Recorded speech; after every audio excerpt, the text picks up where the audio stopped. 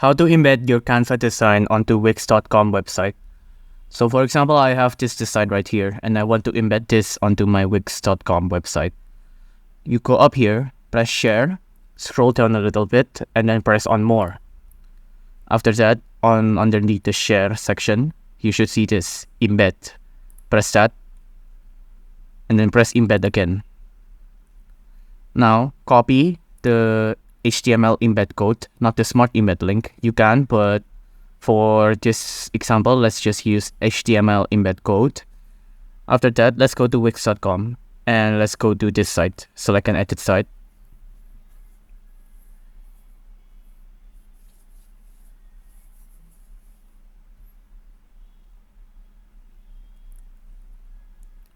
After that, I'll edit my site.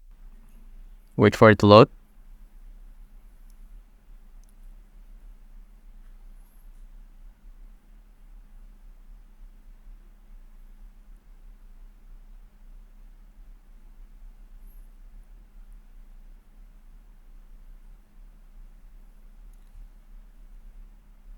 Right, now that we've loaded in, let's press this Add Elements button. And then on the search bar, let's search embed.